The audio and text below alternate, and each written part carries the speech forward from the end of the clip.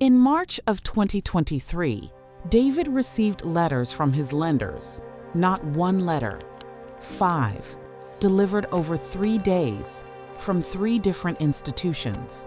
Each one informed him that a payment was overdue.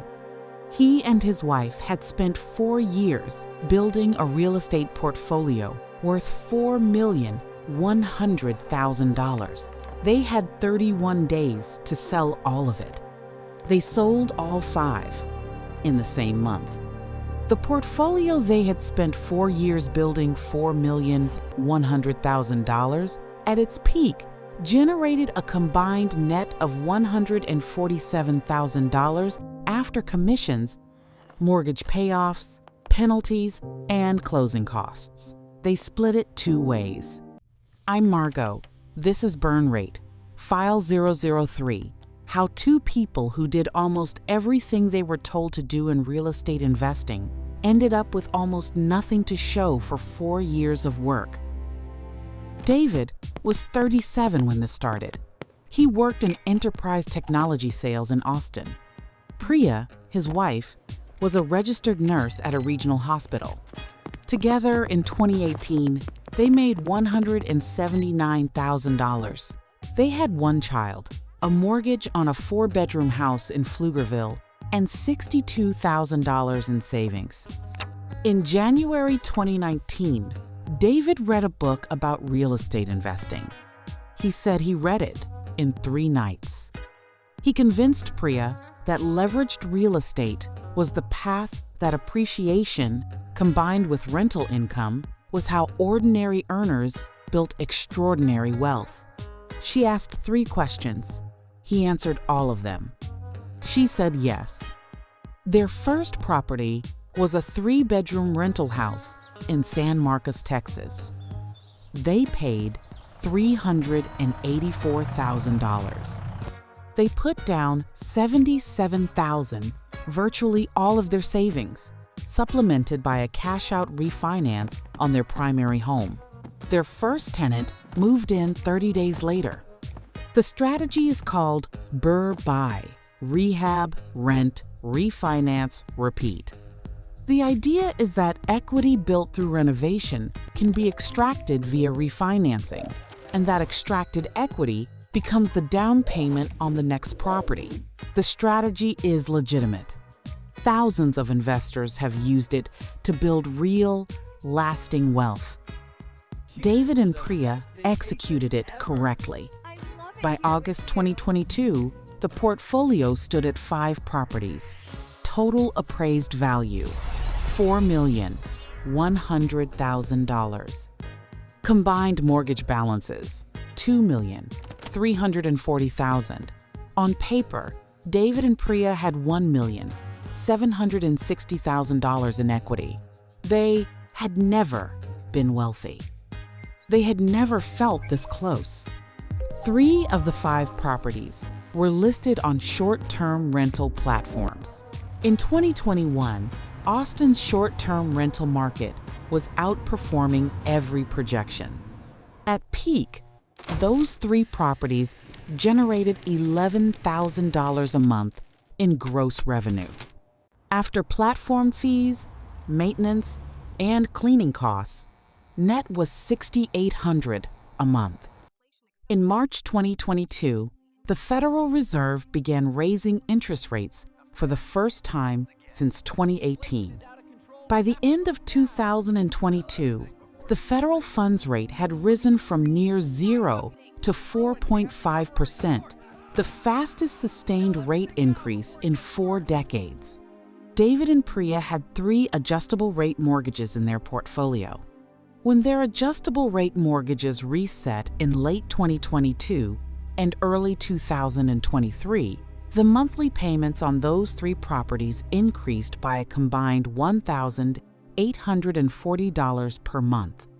Total monthly mortgage obligations across the portfolio rose from $11,200 to $13,040. Simultaneously, the Austin short-term rental market was collapsing under its own supply. The number of active listings in the Austin metro had tripled between 2020 and 2023, occupancy rates fell from 78% to 41%. Their 3 short-term rental properties went from generating $6,800 a month net to $2,100.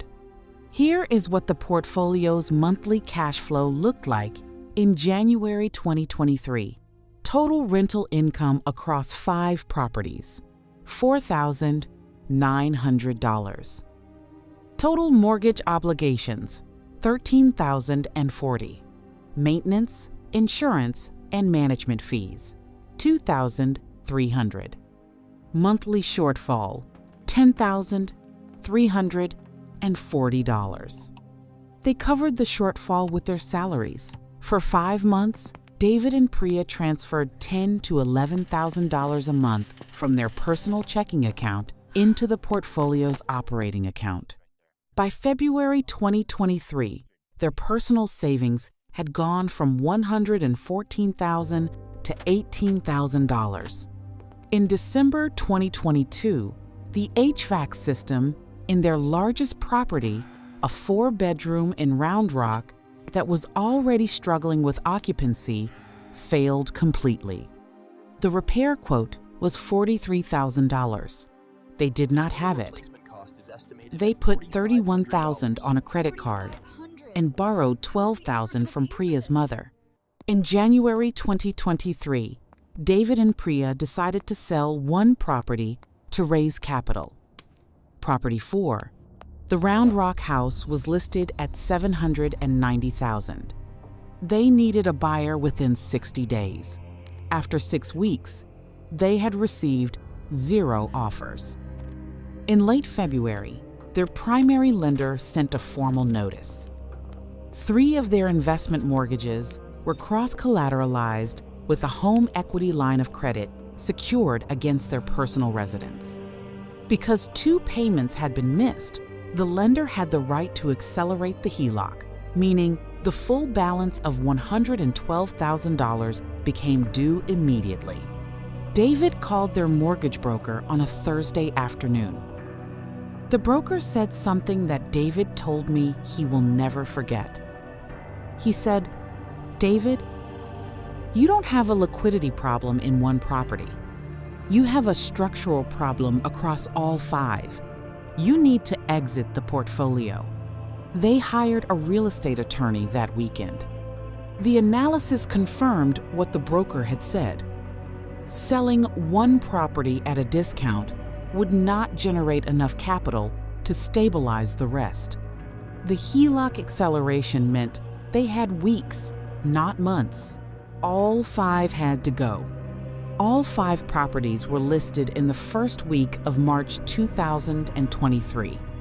To attract buyers quickly, they priced below market. Property 1 was listed at $540,000, $80,000 below a recent appraisal. The others were similarly discounted. Every listing included the phrase, "motivated sellers." All 5 properties received offers within 18 days, not because the market had improved, because they had priced them to move. Property 5, their most recently acquired, bought in 2022 for $720,000, sold for $630,000. They lost $90,000 on it in under a year. The 5 closings happened across 9 days in late March. David and Priya drove between title companies, signing documents. Priya said the strangest part was that everyone at the title companies was cheerful. Agents were earning commissions. Buyers were getting deals. They were the only ones in the room who were losing. The final accounting took 3 weeks. When the attorney sent the settlement summary, the number at the bottom after all 5 mortgage payoffs, after $198,000 in agent commissions, after closing costs, prepayment penalties, and repair concessions to buyers, was $147,312. Priya's mother was repaid her $12,000 first. The $31,000 on the credit card was paid off next. What remained was $104,000, placed in a savings account. They did not touch it for 90 days. David's performance at work had deteriorated significantly during the prior 12 months. He had missed 2 consecutive quarterly targets, the first time in 7 years. In April 2023, he was placed on a performance improvement plan. He resigned before it concluded. Priya had taken an unpaid leave of absence for 3 months in 2022 to manage the properties. Her position was held for her. When she returned, her hours had been reduced. Between the leave and the reduced schedule, she earned $41,000 less in 2022 than the prior year. This number rarely appears in real estate investing content. David and Priya did not separate, but the year following the portfolio's collapse was, by David's account, the hardest year of their marriage. He said the money was survivable. The feeling that he had made a decision that hurt his family, and that his wife had trusted him, and that he had been wrong, that part took longer. David found new sales work in May 2023. He has not missed a quota since. Priya returned to full hours in the fall. Their daughter started 3rd grade in September. They rent an apartment in Cedar Park. They have $91,000 in a high-yield savings account. They have no investment properties. They have no plans to buy any. The BRRRR strategy works. There are thousands of investors who have used it to build lasting wealth. What David and Priya's story illustrates is not that leveraged real estate is dangerous. It is that leveraged real estate, funded by adjustable rate debt, concentrated in a single market, dependent on short-term rental income with no cash reserves, is a different thing entirely. The book David read in 3 nights in 2019 did not have a chapter on adjustable rate mortgage resets during Federal Reserve tightening cycles. It did not have a chapter on short-term rental market saturation. Most real estate books don't. They are written during bull markets, they are read during bull markets, they are implemented during what turns out to be the end of bull markets. Priya told me one thing they would have done differently.